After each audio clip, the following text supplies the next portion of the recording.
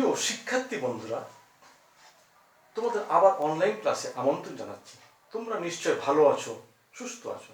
যাই হোক, আজকে আমি তোমাদের যে বিষয়টি পড়াবো সেটি হচ্ছে দ্বিতীয় অধ্যায়ের চাহিদার ধারণা, চাহিদা বিধি, চাহিদা সংকোচন সম্প্রসারণ এবং চাহিদা হ্রাসবৃদ্ধি নিয়ে আলোচনা করব। আমরা একটির পর একটি শুরু করব। প্রথমে শুরু করব আমি চাহিদার ধারণা। সাধারণভাবে চাহিদা বলতে কোনো কিছু পাওয়ার ইচ্ছা বা আকাঙ্ক্ষাকে চাহিদা বলে, কিন্তু অর্থনীতিতে কোনো কিছু পাওয়ার ইচ্ছা বা আকাঙ্ক্ষাকে চাহিদা বুঝায় না। কেননা একজন কৃপণের সন্দেশ খাওয়ার খুব ইচ্ছা হতে পারে, কিন্তু তার ইচ্ছা থাকলেও তার ব্যয় করার ইচ্ছা তার নাই। তাহলে কৃপণের এটি চাহিদা হলো না। সুতরাং চাহিদা বলতে তখনই বোঝায় যখন কোনো দ্রব্য পাওয়ার ইচ্ছা বা আকাঙ্ক্ষার পিছনে ব্যয় করার সামর্থ্য এবং ব্যয় করার ইচ্ছা থাকে, তখন তাকে চাহিদা বলে। সুতরাং চাহিদা বলতে আমরা তখনই বুঝব যখন চাহিদার তিনটি বৈশিষ্ট্য পূরণ হবে।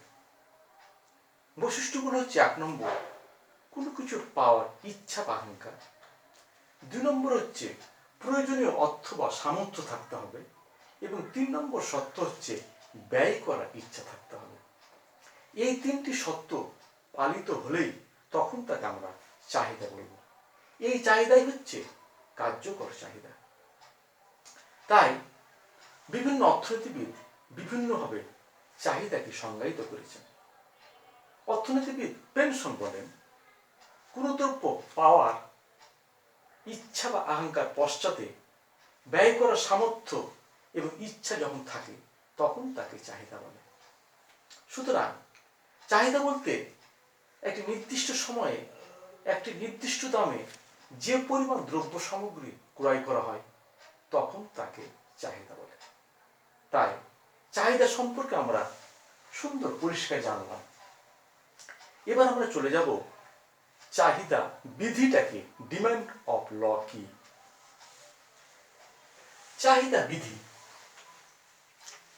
আমরা জানি দামের সাথে চাহিদার একটি গভীর সম্পর্ক রয়েছে। দাম বাড়লে চাহিদা কমে এবং দাম কমলে চাহিদা বাড়ে। তবে সবসময় দাম কমলে চাহিদা বাড়ে এবং দাম বাড়লে চাহিদা কমে সবসময় সঠিক হয় না। তাই অন্যান্য অবস্থা, যেমন ভোক্তা রুচি অভ্যাস স্থির রেখে কোনো দ্রব্যের দাম কমলে যখন চাহিদা বাড়ে এবং দাম বাড়লে যখন চাহিদা কমে, তখন তাকে চাহিদা বিধি বলে। অর্থাৎ দাম বাড়লে যখন চাহিদা কমে যাবে এবং দাম কমলে যখন চাহিদা বেড়ে যাবে, তখন তাকে চাহিদা বিধি বলে। আমরা একটি চিত্রের সাহায্যে আমরা দেখি একটু জিনিসটা কি পরিষ্কার বোঝা যাক। দেখো, কোনো দ্রব্যের দাম যখন 10 টাকা, তখন চাহিদার পরিমাণ হচ্ছে 6 একক, যা সি বিন্দু দ্বারা দেখানো হয়েছে। চিত্রে ডিডি হচ্ছে একটি চাহিদা রেখা। তাহলে দামের সাথে চাহিদা সম্পর্ক হচ্ছে 6 এবং 10। দাম যখন 10 টাকা, চাহিদা পরিমাণ 6 একক। এখন দেখো, দাম যখন বেড়ে গেল, 10 টাকা থেকে যখন 15 টাকা হয়ে গেল, তখন চাহিদা পরিমাণটা দেখো, চাহিদা পরিমাণটা যখন কি হলো দেখো, কমে গেল, 6 থেকে 4 একক হয়ে গেল। তাহলে দাম যখন বেড়ে গেল, চাহিদা পরিমাণ যখন কমে গেল, তখন তাকে চাহিদা বৃদ্ধি বলে, যা সি থেকে বি বিন্দুতে স্থানান্তরিত হলো। এটাই হচ্ছে চাহিদা বিধি। তাহলে কি, দাম যখন বেড়ে যাচ্ছে, চাহিদা পরিমাণটা কমে যাচ্ছে, তখন তাকে চাহিদা বিধি বলে। তবে দাম বাড়লে চাহিদা কমে, দাম কমলে চাহিদা বাড়ে, এই কথাটি সঠিক নয়। এর কিছু ব্যতিক্রম রয়েছে। এর ব্যতিক্রমগুলো আমরা আলোচনা করব। চাহিদা বিধির ব্যতিক্রমগুলো কি কি, এক নম্বর দেখো, অভ্যাস ও রুচির পরিবর্তন। কোনো ভোক্তা বা ব্যক্তির যদি অভ্যাস ও রুচির পরিবর্তন হয় তাহলে চাহিদা বৃদ্ধিটি কার্যকর হবে না। কারণ যেসব দ্রব্য সামগ্রীর দাম যতই বাড়ুক না কেন বা কমুক না কেন, যদি রুচি অভ্যাসের পরিবর্তন হয় তাহলে তার দাম বাড়লেও চাহিদা বৃদ্ধি পাবে এবং দাম কমলেও চাহিদা হ্রাস পাবে। তাই অভ্যাস রুচির ক্ষেত্রে পরিবর্তনের ক্ষেত্রে চাহিদা বৃদ্ধিটি কার্যকরী হয় না। দুই নম্বর দেখো, আয়ের পরিবর্তন। কোনো ভোক্তা বা ব্যক্তি যদি আয়ের পরিবর্তন ঘটে যায় তাহলে কোনো জিনিসের দাম বাড়ুক বা কমুক সে বেশি পরিমাণে দ্রব্য সামগ্রী ক্রয় করবে। অর্থাৎ আগে যে দ্রব্য সামগ্রী ক্রয় করত তার চেয়ে আয় বেড়ে যাওয়ার ফলে সে বেশি পরিমাণ দ্রব্য ক্রয় করবে। তাই এক্ষেত্রে চাহিদা বৃদ্ধিটি কার্যকরী হচ্ছে না। তিন নম্বর দেখো, গিফেন দ্রব্য বা নিকৃষ্ট দ্রব্য।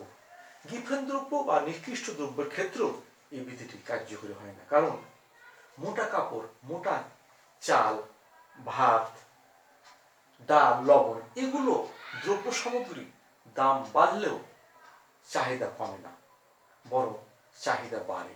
তাই গিফন দ্রব্য এবং নিকৃষ্ট দ্রব্যের ক্ষেত্রে বৃদ্ধিটি কার্যকরী হয় না। বিলাসজাত দ্রব্য বা ভেবলেন দ্রব্য। বিলাসজাত দ্রব্য ক্ষেত্রেও এই বৃদ্ধিটি কার্যকর হবে না। কেননা দামি গাড়ি, দামি অলংকার, দামি মোবাইল, দামি টিভি ইত্যাদি এসব দ্রব্য সামগ্রীর দাম বাড়লেও এগুলো চাহিদা কমে না, বরঞ্চ দাম বাড়লে এগুলো দ্রব্য সামগ্রীর চাহিদা বৃদ্ধি পায়। তাই এই বিধিটি গ্রহণযোগ্য হয় না বিলাসজাত দ্রব্যের ক্ষেত্রে।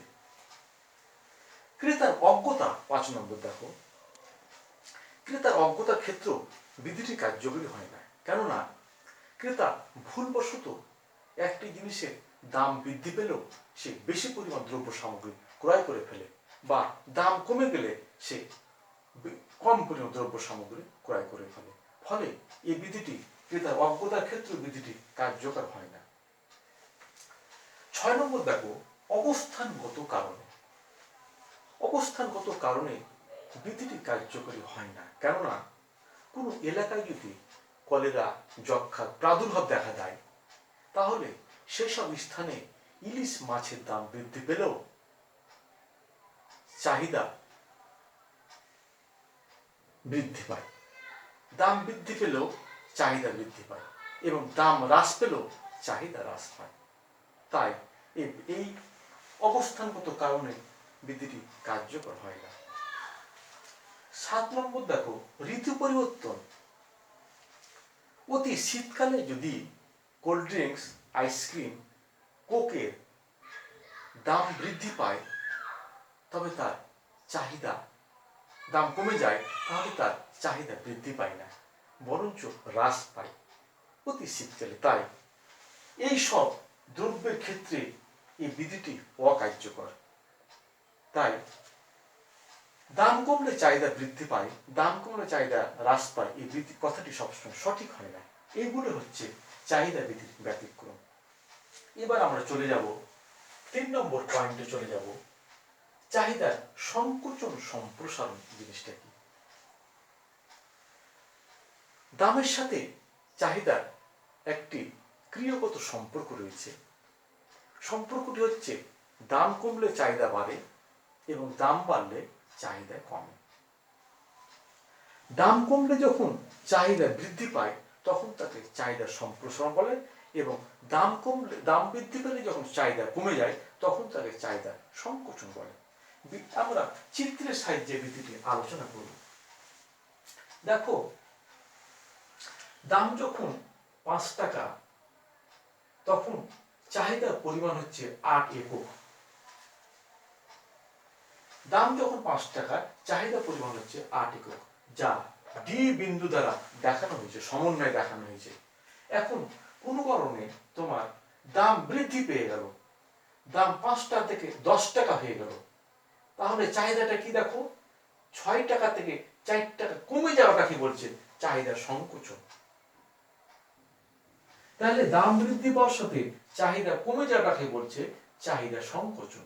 আবার দেখো, দাম যখন 10 টাকা চাহিদার পরিমাণ 6 একক।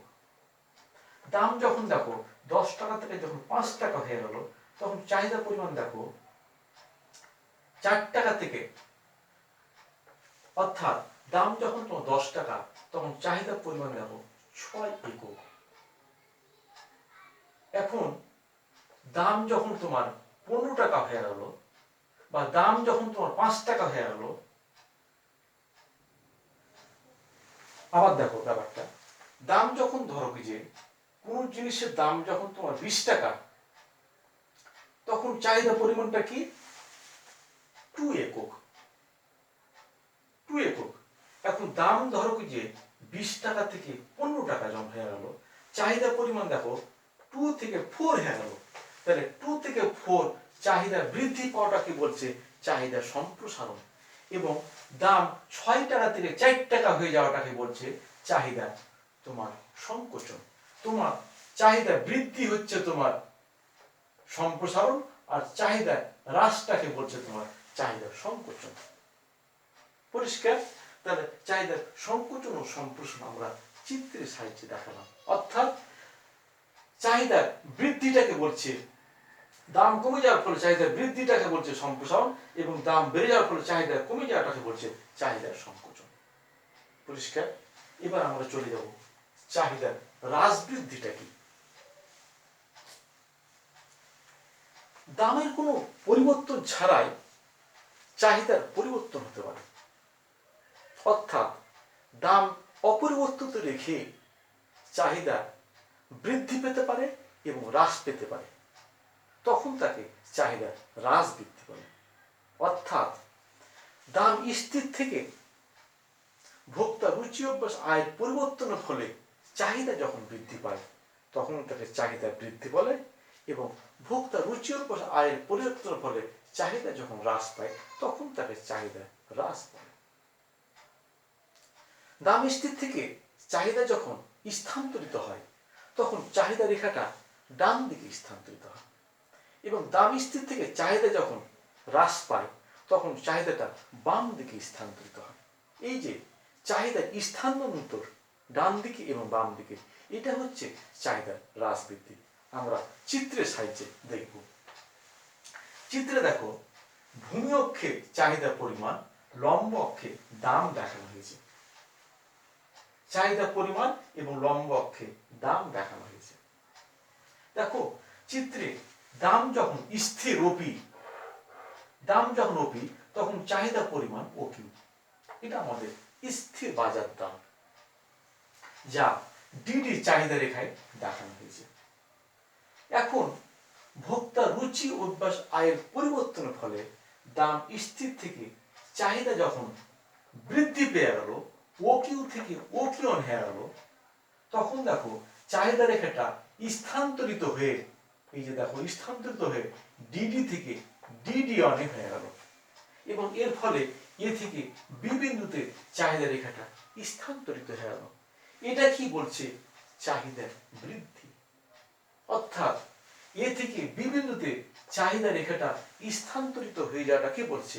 চাহিদা বৃদ্ধি। আবার দেখো, দাম যখন স্থির ওপি, তখন চাহিদা পরিমাণ ডিডি, যা ওকিউ দ্বারা দেখানো হয়েছে। এখন আবার যখন ভোক্তা রুচি অভ্যাস আয়ের পরিবর্তনের ফলে চাহিদা যখন কমে গেল, তখন দেখো চাহিদা রেখাটা ডিডি থেকে ডি টু তে বাম দিকে স্থানান্তরিত হল, অর্থাৎ বাম দিকে সরে গেল। এ থেকে সি বিন্দুতে ডি টু স্থানান্তরিত হয়ে যাওয়াটাকে বলছে চাহিদা হ্রাস। তাহলে কি? চাহিদা বৃদ্ধি হচ্ছে ডিঅন, এবং চাহিদা হ্রাস হচ্ছে ডি টু। সুতরাং দামের কোনো পরিবর্তন ছাড়াই চাহিদার যে স্থানান্তর হচ্ছে ডান দিকে এবং বাম দিকে, এটি হচ্ছে চাহিদার স্থানান্তর। যাই হোক, আমরা সবগুলোই আলোচনা করলাম। আমরা পরবর্তী ক্লাসে নতুন কিছু নিয়ে আলোচনা করব। আজকে তোমাদের সকলকে শুভেচ্ছা ও ভালোবাসা জানিয়ে আজকের ক্লাস এখানে সমাপ্তি ঘোষণা করছি। তোমাদের সকলকে ধন্যবাদ।